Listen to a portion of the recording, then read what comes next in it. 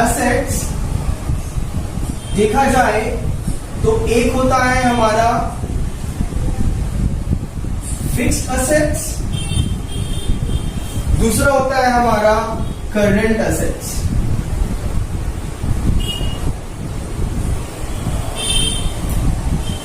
Assets का meaning तो समझ में आ गया।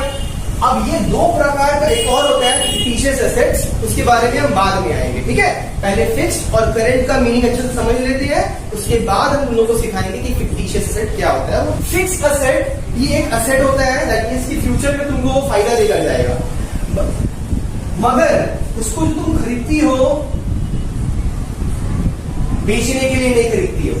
जैसे कि तुम ये जगह खरीदी, मान लो ये मेरा फैक्ट्री है, यहाँ पे हम प्रोडक्शन करते हैं, तो ये जो हम खरीदे हैं उसको हम लॉन्ग टाइम के लिए यूज करेंगे, अपना बिजनेस को ग्रो करने में वो मेरा हेल्प करेगा, रेवेन्यू को इंक्रीज करने में हेल्प करेगा, ठीक है। मान लो कि पहले डिमांड था प्रोडक्ट का 10,000 टी शर्ट बेचना था हमको, तो मेरे फैक्ट्री में 2 मशीन ऑलरेडी लगा हुआ था। अब डिमांड बढ़ के 10,000 से जो है 15,000 हो गया, मेरा जो कस्टमर्स हो गया बोलता कि 15,000 टी शर्ट हमको चाहिए। अब क्या 2 मशीन इनफ रहेगा, एक और खरीदना पड़ेगा ना, तो वो मशीन मेरा एसेट हुआ कि नहीं हुआ, क्योंकि उसको अगर फ्यूचर में बेचेंगे तो वो पैसा दे के जाएगा। मेरा मगर मोटिव तो नहीं है उसको बेचना, मेरा तो मोटिव है भाई अपना बिजनेस को और ग्रो करना, ताकि मेरा प्रोडक्शन बढ़ सके, और अगर प्रोडक्शन बढ़ेगा तो मेरा रेवेन्यू भी इंक्रीज करेगा, रेवेन्यू जनरेट करेगा ना। मोटिव जो है हमारा इज टू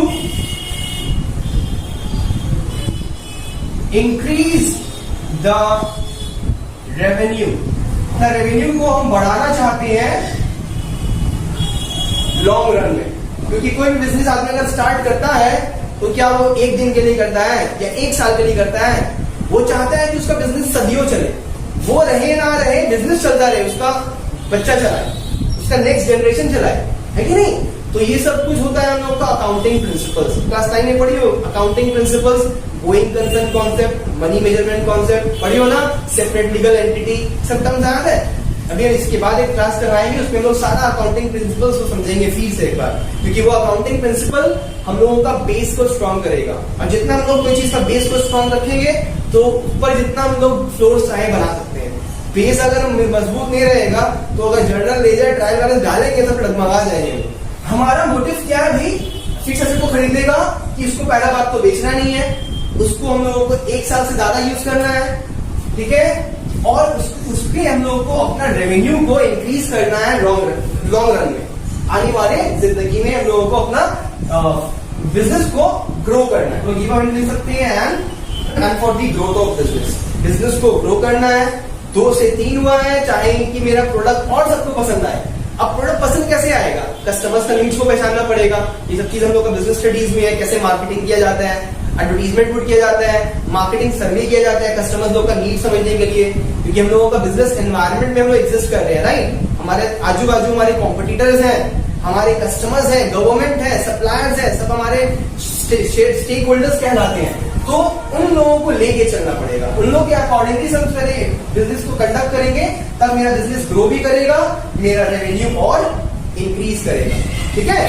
तो मेरा मोटिव होता है फिक्स एसेट को लाने के लिए, जिसको बेचना नहीं है, use it for more than 1 year, 1 साल से ज्यादा इस्तेमाल, ठीक है। कोई भी एसेट का इस्तेमाल 1 साल से ज्यादा होता है, फिक्स एसेट 5 साल 10 साल 20 साल, जब तक कि वो खराब ना हो जाए, ठीक है।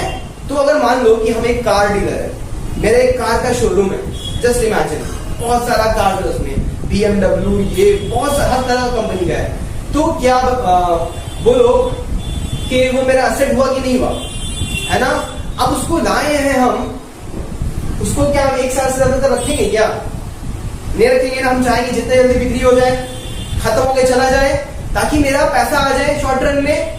तो जिससे हम लोग शॉर्ट रन में पैसा कमाना चाहते हैं वो होता है हम लोग का करंट एसेट। फिक्स एसेट अगर वही चीज मान लो कि मेरा एक बिजनेस है, हम डिलीवरी का बिजनेस करते हैं, ठीक है, ट्रांसपोर्ट का, हम जो है ट्रांसपोर्ट का बिजनेस है मेरा। अब हम एक ट्रक खरीदिए, क्या मेरा मोटिव होगा बेचना उसको, वहां मेरा मोटिव होगा कि और ट्रक खरीदे ताकि मेरा और ये सर्विस जो बिजनेस है बढ़ सके, ट्रांसपोर्ट बिजनेस मेरा, है ना। तब जो चीज हम देखो सेम प्रोडक्ट है, एक बार हम खरीद रहे हैं लॉन्ग रन के लिए यूज करने के लिए, ताकि मेरा बिजनेस ग्रो कर सके, मेरा रेवेन्यू जो है वो इंक्रीज कर सके, तब वो मेरा फिक्स एसेट है। पर वही चीज में अगर हम डील कर रहे हैं तो मेरा करंट एसेट बन जाएगा। एक्चुअली इसको टर्म है, उसको बोला जाता है स्टॉक, स्टॉक बोला जाता है। ठीक है, हम लोग इसके बारे में आएंगे, एक बार फिक्स एसेट को हम लोग कंप्लीट कर लें उसके बाद। तो फिक्स एसेट का मीनिंग तो समझ में आ ही गया हम लोगों को कि उसे हम लोग खरीदते हैं बेचने के मोटिव से नहीं, उसे हम लोग 1 साल से ज्यादा इस्तेमाल करते हैं, 5 साल 10 साल अपना बिजनेस को ग्रो करने के लिए और अपना रेवेन्यू को इंक्रीज करने के लिए लॉन्ग रन में। ठीक है, अब फिक्स एसेट के अंदर ये 2 तरीके का फिक्स एसेट होता है। एक होता है हमारा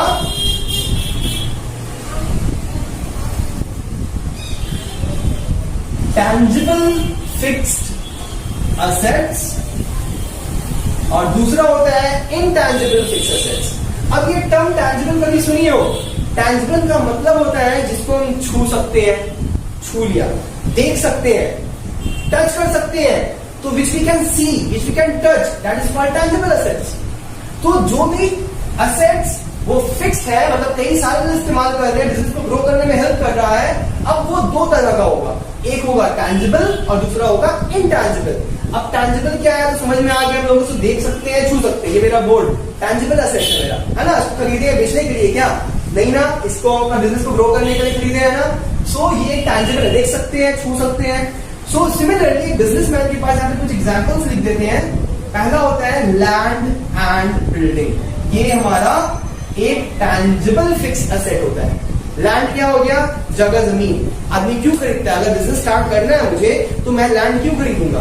ताकि वहां पे एक फैक्ट्री सेटअप कर सकूं, राइट? बिल्डिंग क्यों खरीदूंगा? मेरा ऑफिस बन सके वहां पे। तो ये लैंड एंड बिल्डिंग एक साथ में यूज होता है, land and building. Okay, similarly आता है हमारा फर्नीचर एंड फिक्सचर, ये भी वर्ड टर्म साथ में यूज होता है, फर्नीचर एंड फिक्सचर। फर्नीचर क्या हो गया? जो बिजनेस में हमारा लगा रहेगा, मेरे एम्प्लॉइज काम करेंगे, खड़े खड़े करेंगे, क्या बैठ के करेंगे ना, सोफा हो गया, कुछ भी फर्नीचर जो हम लगाना चाहें, बिजनेस में सेटअप करना चाहें, तो उसको हम कई साल तक रखेंगे। ऐसा तो नहीं है सेटअप करके उसको उखाड़ के बेच दिया 1 साल बाद, नहीं।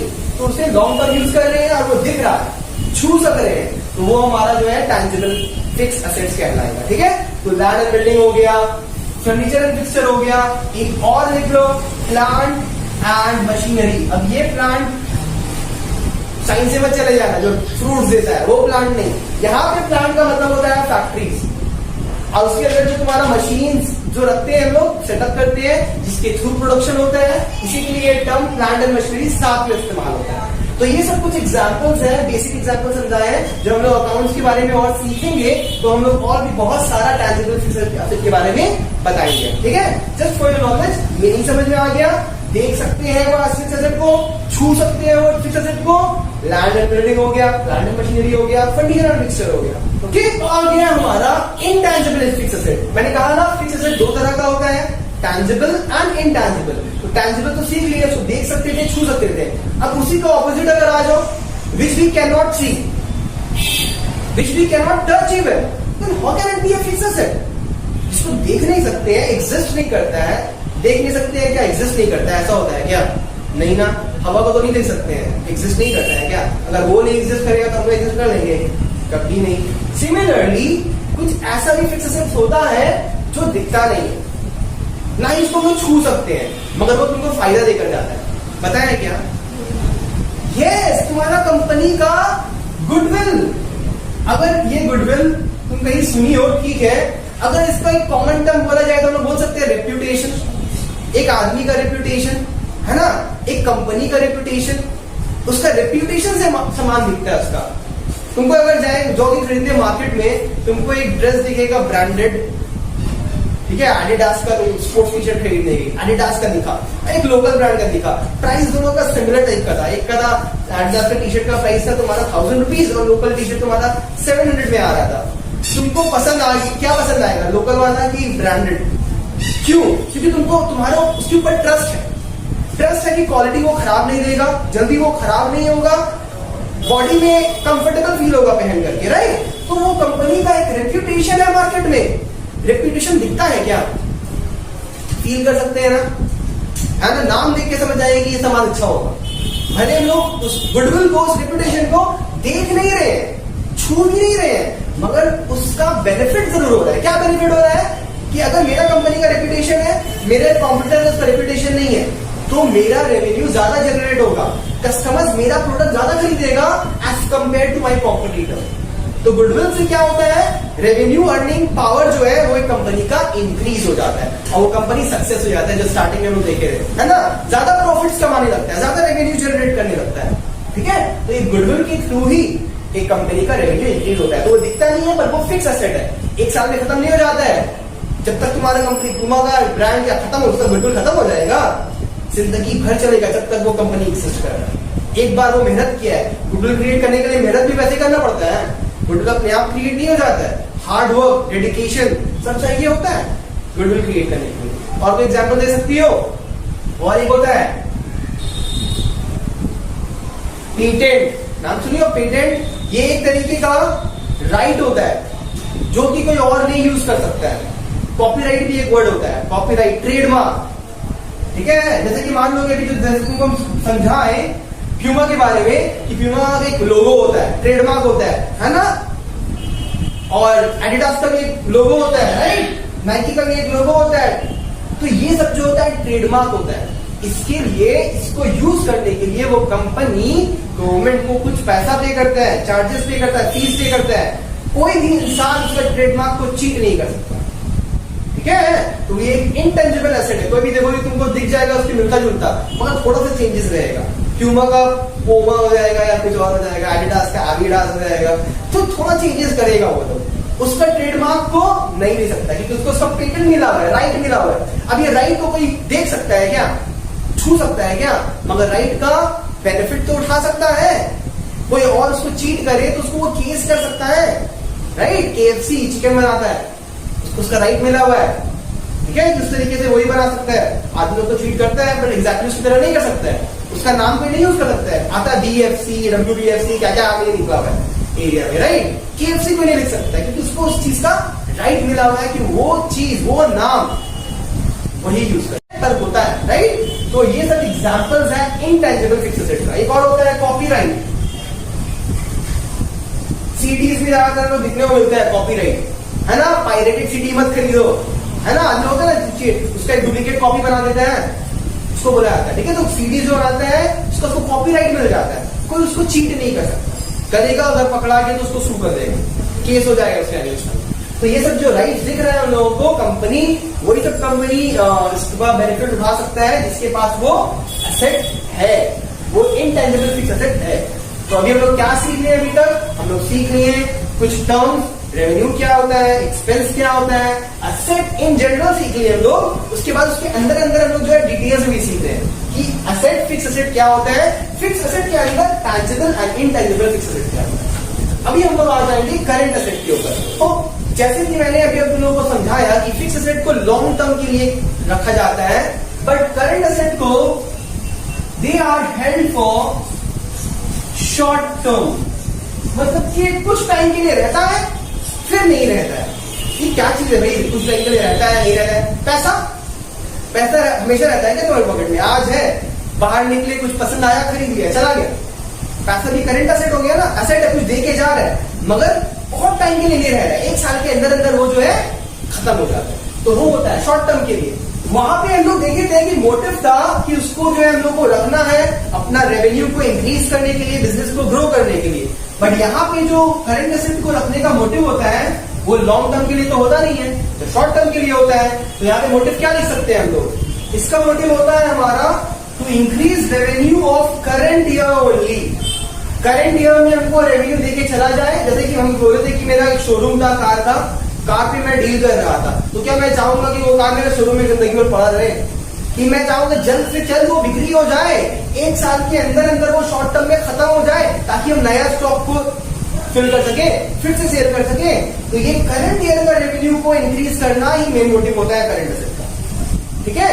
तो इसको शॉर्ट टर्म के लिए रखा जाता है, मतलब कि एक साल के अंदर अंदर sold with in a year, ऐसा बोल सकते हैं हम लोग अपने ओन वर्ड में, sold with in a year. एक साल के अंदर अंदर हम लोग चाहते हैं बिक जाए। अब बिकेगा नहीं बिकेगा वो तो भाई डिमांड के ऊपर डिपेंड करता है, कस्टमर डिमांड कर रहा है कि नहीं। मगर एज अ बिजनेसमैन हम क्या चाहेंगे? एक साल के अंदर वो बिक जाए पूरा, ताकि हम लोग नया स्टॉक ला करके फिर से सेल कर सके। जितना सेल करेंगे उतना रेवेन्यू जनरेट करेगा, जितना रेवेन्यू जनरेट करेगा उतना ज्यादा हम लोग प्रॉफिट्स कमा सकेंगे, और जितना ज्यादा प्रॉफिट्स उतना सक्सेसफुल मेरा बिजनेस होएगा। करंट एसेट का कुछ एग्जांपल्स के बारे में भी बता देते हैं। तो जैसे कि मान लो अभी हम लोग इनके बारे में देख ही रही हैं कि जैसे कि मैंने अभी कहा स्टॉक के बारे में, तो स्टॉक मेरा क्या हो गया, करंट एसेट हो गया ना, क्योंकि हम चाहेंगे कि मेरा जो स्टॉक पड़ा हुआ है वो जल्द से जल्द कैश में कन्वर्ट हो जाए, चाहेंगे कि नहीं कि वो एसेट मेरा कैश में कन्वर्ट हो जाए। अब देखो ये स्टॉक भी करंट एसेट है, कैश भी करंट एसेट है। हम क्यों चाहेंगे स्टॉक कैश में कन्वर्ट हो जाए, क्योंकि कैश एक ऐसा चीज है बहुत ही मतलब कि बहुत ही लिक्विड है, कोई भी उसको यूनिवर्सली एक्सेप्टेड है। पढ़िए चीज समझिए, यूनिवर्सली एक्सेप्टेड। यूनिवर्सली एक्सेप्टेड मतलब कि कोई भी इंसान को तुम पैसे दोगे कभी इनकार नहीं करेगा, है ना। तो कुछ सामान दे दो, अगर उसका पसंद नहीं आया तो मना कर सकता है। फटा हुआ टी शर्ट दे दो, नहीं लेगा। कोई फटा हुआ टी शर्ट का दाम दे दो 20 रुपया, नहीं लेगा, ठीक है। तो कैश एक ऐसा, कैश क्या है, करंट एसेट के अंदर भी एक एसेट आता है, याद रखोगे, लिक्विड एसेट। ये लिक्विड वो नहीं है जो लोग पीते हैं पानी, पानी भी लिक्विड होता है ना, बट ये करंट एसेट जो है, लिक्विड एसेट जहां पे देख रहे हैं, ये करंट एसेट का एक सब कैटेगरी है। वो लिक्विड एसेट क्या होता है, which can be easily converted into cash. कोई भी ऐसा चीज जो कि कैश में इजिली कन्वर्ट हो जाए। तो cash is itself a cash. So will cash be a liquid asset? Yes, cash is a liquid asset. कहीं पे तुम सिक्योरिटीज है, शेयर्स में इन्वेस्ट की हो, उसको बेच के तुम जल्दी से कन्वर्ट कैश में कन्वर्ट कर सकती हो ना, that is also your liquid asset, your securities. आए बात समझ में। तो कितने सारे टर्म सीख लिए। फिक्स एसेट के अंदर था हमारा टैंजिबल और इनटैंजिबल, करंट एसेट के अंदर क्या है, liquid asset. Okay, so stock is a current asset, हम चाहेंगे इस साल के अंदर बिक्री होकर कैश में कन्वर्ट हो जाए। Cash is also a current asset and it is also a liquid asset because which can easily be converted into cash, that is called liquid asset. Okay, और क्या हो गया हमारा करंट एसेट, और हो गया हमारा मान लो कि डेटर्स। अब देखो यहाँ पे ये डेटर्स क्या होता है। ये डेटर्स एक इंसान होता है, पता है, इसके बारे में मैं थोड़े एग्जाम्पल के थ्रू तुम लोगों को समझाएंगे तो ज्यादा समझ में आएगा। डेटर से पहले एक और टर्म समझा देते हैं कि बैंक में जो पैसा पड़ा हुआ रहता है ना, बैंक में भी जो पैसा हम लोग रखते हैं उसको भी हम लोग निकाल सकते हैं जल्दी से। तो bank is also a current asset and bank is also a liquid asset. It can easily converted. जब हम लोग को जाना होता है एटीएम कार्ड डालना होता है, पैसा आ जाता है, बैंक में जाकर हम लोगों को पैसा मिल जाता है कि नहीं। So these things are our liquid assets, okay, and it is also a current asset which can converted into cash within a year, okay, converted into cash within a year. Those are our current asset, ठीक है। तो bank भी current asset है, stock भी current asset है, cash भी current asset है। अभी जो तुम लोग हम सिखाने जा रहे हैं डेटर्स, इसमें स्टूडेंट लोगों को कंफ्यूजन होता है क्योंकि दो टर्म है, डेटर्स एंड क्रेडिटर्स। इंसान लोगों को इसमें बहुत कंफ्यूजन होता है, मगर 5 मिनट में तुम लोगों को ये कंफ्यूजन जो है पूरा क्लियर हो जाएगा। एक एग्जाम्पल के थ्रू इसको तुम सीखेंगे। देखो ध्यान से,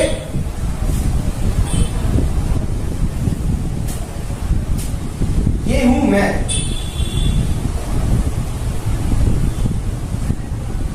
होलसेलर। सो ये जो है होलसेलर, ये हम लोग इंडिविजुअली मान लेते हैं, तुम हो, ठीक है, ये तुम होलसेलर हो। तुम क्या करती हो कि तुम प्रोड्यूसर से या मैन्युफैक्चरर से प्रोडक्ट्स को खरीदती हो। ये है प्रोडक्ट। अब तुम मान लो कि ये प्रोडक्ट खरीदी हो 1 लाख रुपीज में मैन्युफैक्चरर से, मगर तुम अभी तक कैश पेमेंट नहीं की हो। तुम जो है ये चीज बकाया में खरीदी हो, और जो भी चीज बकाया में खरीदा जाता है उसको हम लोग बोलते हैं क्रेडिट। उधारी को हम लोग बोलते हैं क्रेडिट। आए बात समझ में। अब ये बंदा तुमको 1 लाख रुपए का सामान दिया है, तुमने उसको पेमेंट किया नहीं है, तो क्या तुमको छोड़ देगा जिंदगी भर के लिए? क्या करेगा वो? जल्द से जल्द वो चाहेगा कि अपना पैसा रिकवर कर ले, तुमसे ले ले। अब तुम क्या किए हो, वो सामान लेकर के रिटेलर को बेच दियो। कितने में बेची हो तुमने? तुमने बेचा है वही चीज को 1,20,000 में। 1,20,000 एक्स्ट्रा में बेच रही हो ना, ऑब्वियस सी बात है। ये तो भैया एक बिजनेसमैन है, ये क्या ऐसा वैसा इंसान है, ये बिजनेस कर रहा है, प्रॉफिट चाहिए होगा। 1 लाख का सामान को 1 लाख 20 में बेचा है, पर ये भी वही चीज किया है कि कैश में नहीं बेच करके उधारी में बेचा है, क्रेडिट में बेचा है। तो ये क्रेडिट परचेज कहलाएगा और ये क्रेडिट सेल कहलाएगा, क्योंकि इससे वो परचेज कर रहा है और इसको वो सेल कर रहा है। क्लियर है यहां तक कहानी, राइट? अब क्या हुआ कि इसको जो खरीदा है ये इसको 1 वीक का टाइम दिया है कि तुम मुझे 1 वीक के अंदर अंदर मेरा 1 लाख रुपए का पेमेंट कर दो। तो देखो इसको तुम बाद में पे करोगी ना, मगर ये तुम्हारा नुकसान वाला इंसान है। यहां पे तुम्हारा फ्यूचर में कैश आउटफ्लो होने वाला है क्योंकि तुम इसको पे करोगी। अब तुम अगर कहानी यहां मोड़ ले लो तो यहां पे क्या होगा, तुमने इसको सेल किया था, तुमको इससे पैसा रिसीव होगा ना, तो फ्यूचर में तुमको पैसा यहां पे क्या होगा, इनफ्लो होगा ना। तो जो इंसान से इनफ्लो हो रहा है वो मेरा एसेट कहलाएगा, और अगर फ्यूचर में मुझे पे करना है तो वो मेरा ऑपोजिट चीज क्या होता है पता है तुमको, लायबिलिटी कहलाता है, लायबिलिटीज। ओके, अभी इसके बारे में अभी आए नहीं है बट शॉर्ट में से सिखा दे रहे हैं। तो अगर तुमको फ्यूचर में किसी से पैसा मिलेगा वो एसेट कहलाता है। इसको तुम टाइम दियो 5 डेज का, ताकि 5 दिन के अंदर अंदर तुम इससे लोगी पैसा, हफ्ता भर में इसको तुम पेमेंट कर दो। ठीक है, अब तुम अभी तो आज की दिन आज समझ लो बेचे हैं, आज से 5 दिन के बाद मुझे इससे पैसा मिलने वाला है, फायदा वाला इंसान है ना, 1 साल के अंदर अंदर मिलने वाला है ना, तो ये कौन सा एसेट है? आगे में क्या डाल लग जाएगा, फिक्स की करंट। करंट हम लोग तो 10 साल तक छोड़ने नहीं वाले हैं ना, 1 साल से ज्यादा छोड़ने वाले नहीं है ना, 1 साल के अंदर अंदर रिकवर करना चाह रहे हैं। मोटिव क्या है, करंट ईयर का रेवेन्यू को इंक्रीज करना, तो वो करंट एसेट क्या लाएगा, तो ये बंदा मेरा बन जाएगा डेटर। अब आया समझ में डेटर का मीनिंग? डेटर वो इंसान होता है जिससे तुमको पैसा मिलेगा फ्यूचर में, in near future, not after 5 years and 10 years, वो फिक्स एसेट कहलाएगा। ठीक है, तो 1 साल के अंदर अंदर अगर तुमको पैसा मिल रहा है किसी इंसान से तो वो इंसान तुम्हारा फायदा वाला इंसान है ना, वो इंसान तुम्हारा कौन है, डेटर। और वो इंसान जिसको तुम पेमेंट करोगी इन फ्यूचर वो तुम्हारा नुकसान वाला इंसान है ना, लायबिलिटी है ना, और उसको तुम 1 साल के अंदर अंदर कर रहे हो ना, तो ये शॉर्ट टर्म लायबिलिटी है, तो ये तुम्हारा बन जाता है क्रेडिटर। एक ही एग्जाम्पल में दोनों टर्म समझ में आ गया। हाँ, क्रेडिटर कौन होता है, जिसको तुम पे करोगी इन फ्यूचर, तुम्हारा लायबिलिटी है वो। डेटर कौन हो गया, जिससे तुम पैसा रिसीव करोगी इन फ्यूचर, तुम्हारा एसेट हो गया। ठीक है, कौन सा एसेट, करंट एसेट। कौन सा liability, short term liability. Liability में करंट और फिक्स नहीं होता है, ठीक है, long term and short term होता है, मीनिंग सेम है। लॉन्ग टर्म मतलब कि ऐसा, अभी आएंगे लायबिलिटी में तब बताएंगे उसके बाद। ठीक है, तो यहाँ पे तुमको डेटर और क्रेडिटर का मीनिंग हम समझाना चाह रहे थे। आई होप ये एग्जाम्पल के थ्रू डेटर का मीनिंग और क्रेडिटर का मीनिंग क्लियर हो गया। तो ये अभी हम लोग सिर्फ डेटर को याद रखते हैं जो कि हमारा करंट एसेट का एक हिस्सा था। ठीक है, अब यहाँ पे तुमको एक और टर्म सिखा देते हैं, bills receivable and bills payable का। इसी एग्जांपल से हम लोग सीख लेंगे। ठीक है, तो अभी हम लोग सीख लिए कि डेटर क्या होता है और क्रेडिटर किसे कहते हैं, पूरा मीनिंग क्लियर है। अब इसी एग्जांपल से हम लोग बिल्स रिसीवेबल और बिल्स पेएबल का भी मीनिंग क्लियरली सीख लेंगे। अब देखो, जैसे कि तुम लोगों को मैंने कहा था कि ये जो तुम हो, तुमने होलसेलर से खरीदा था सामान, क्रेडिट परचेज किया था, बकाया में खरीदा था ना, उधारी में 1 लाख रुपीस का, तो ये बंदा तुमको जो है एक बिल देगा। ठीक है, जिसमें लिखा रहेगा कि ड्यू अमाउंट है, पे कर दो। तो भी सामान खरीदती हो, बिल मांगती हो कि नहीं शॉपकीपर से, मांगती हो ना। वैसे जैसे कि बंदा मैन्युफैक्चरर से खरीदने जाएगा ना, सामान लेकर के आएगा, तो वो मैन्युफैक्चरर या प्रोड्यूसर उसको एक बिल देगा। वो बिल में क्या लिखा रहेगा कि अमाउंट ड्यू है भैया, पे करोगे तुम मुझे 1 हफ्ते के अंदर अंदर। ठीक है, तो ये बिल जो है इसके लिए वो पेमेंट कर रहा है ना, तो ये बिल क्या बन जाएगा, बिल्स पेएबल। ठीक है, तो जो क्रेडिटर होता है वो बिल्स पेएबल पकड़ाता है, क्योंकि वो बिल के बदले में तुम्हें पेमेंट करना पड़ेगा। तो जो बिल के लिए तुमको पेमेंट करना पड़ रहा है in near future, that will be your bills payable. ठीक है, ये लायबिलिटी है, शॉर्ट टर्म लायबिलिटी है, क्योंकि तुमको इसे 1 साल के अंदर अंदर पे करना है। ठीक है, अगर 1 साल के बाद पेमेंट करना रहता तो वो लॉन्ग टर्म लायबिलिटी हो जाता। ठीक है, अब यही वाला चीज यहाँ पे आ जाओ। जब तुम ये रिटेलर को सेल किए थे 1,20,000 रुपीस का सामान, तो तुम क्या ऐसे तो दोगे, इसको भी तुम बिल पकड़ाओगे ना, ये भैया लो बिल, 1,20,000 रुपए का बिल है ये। यहाँ पे क्या शो हो रहा है, बिल, ये बिल के लिए बंदा को पैसा मिलेगा ना नियर फ्यूचर, तो ये बिल जो है इसके लिए बिल्स रिसीवेबल का काम करेगा। तो डेटर को तुम बिल्स रिसीवेबल पकड़ाते हो, ठीक है, और बिल्स रिसीवेबल से क्या होता है, तुमको फ्यूचर में पैसा मिलता है, ठीक है। क्रेडिटर को तुम परचेज करते हो, तुम बाद में पेमेंट करोगे ना, तो वो तुमको बिल्स पेबल पकड़ाते हैं। तो बिल्स पेबल के लिए तुमको फ्यूचर पेमेंट करना पड़ता है। आया बात समझ में? तो जो इंसान को कर रहे हो पेमेंट वो क्रेडिटर, और वो बिल बन गया बिल्स पेबल। जिस इंसान से तुमको पैसा मिलेगा वो तुम्हारा डेटर, और जिस बिल्स के लिए पैसा मिल रहा है वो bills receivable. Bills receivable debtor का मीनिंग समझ में आ गया, बिल्स पेबल और क्रेडिटर का मीनिंग समझ में आ गया। एक एक टर्म समझ रहे हैं ना हम लोग, एकदम ग्रास रूट से लोग अकाउंट्स को समझ रहे हैं। ये अकाउंट्स एकदम इजी होने वाला है तुम लोग के लिए नियर फ्यूचर, ठीक है। तो ये सब टर्म्स को कहीं तुम लोग याद रखोगे, हर एक पॉइंट बुक्स में लिखा हुआ है, हम समझा देंगे, घर में जाकर के बुक को एक बार रीड कर लेंगे। सो हमने अभी तुम लोगों को सिखाया कि असेट क्या होता है, और असेट का दो टाइप सिखा दिया कि फिक्स असेट क्या होता है, करंट असेट क्या होता है। फिक्स असेट के अंदर टैंजिबल फिक्स असेट होता है और इनटैंजिबल फिक्स असेट होता है। करंट के अंदर लिक्विड असेट होता है, राइट। अभी थर्ड टाइप जो हमारा लास्ट टाइप है असेट का, ये है हमारा फिक्टिशियस असेट। ये एक्चुअली में फ्यूचर में तुमको कोई पैसा देकर नहीं जाएगा। ये एक्चुअली में एक डिफर्ड रेवेन्यू एक्सपेंस कहते हैं। ये एक ऐसा एक्सपेंस है, अगर तुम्हारे माइंड में आएगा सर कि अगर एक्सपेंस है तो इसे आप असेट क्यों कह रहे हैं, राइट। ऑब्वियसली बात है, एक्सपेंस है तो ये असेट कैसे हुआ, और फ्यूचर में तुमको कोई पैसा देके जाने वाला भी नहीं है, फिर भी ये असेट क्यों है, क्योंकि ये डिफर्ड रेवेन्यू एक्सपेंडिचर है।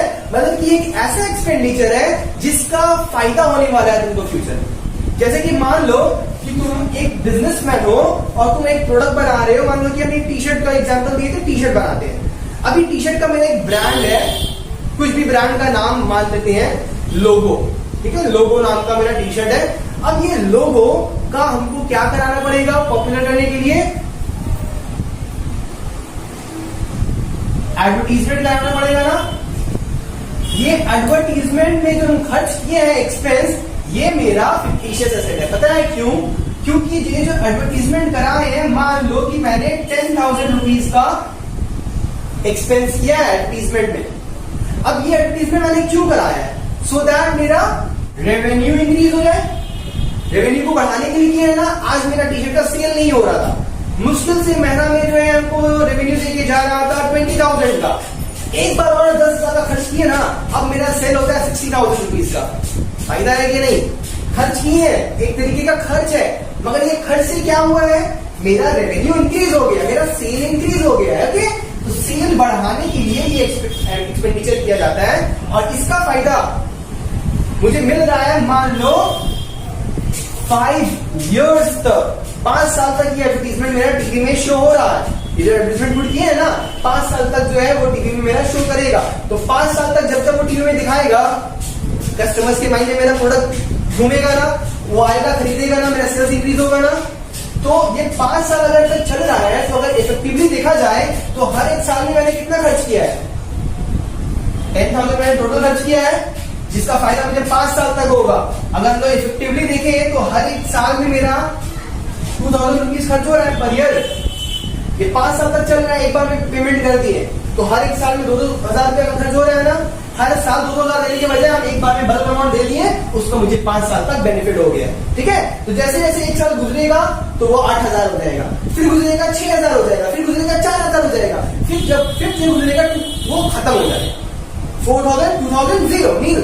तो इसका बेनिफिट 5 साल तक चल रहा है। तो ये एक्सपेंडिचर से मेरा क्या हो रहा है, सेल्स इंक्रीज हो रहा है। फ्यूचर में मुझे पैसा तो नहीं दे रहा है, मगर हेल्प कर रहा है पैसा कमाने में। That is my fictitious asset. Okay, so ये सब चीज के बारे में जो है हम लोग असेट्स जो है हम लोग क्लियर कर लिए हैं। अगर आप लोगों को ये वीडियो पसंद आया हो तो लाइक, कमेंट और अपने फ्रेंड्स के साथ शेयर करना ना भूलें, और चैनल को सब्सक्राइब कर लें। Thank you all for watching this video.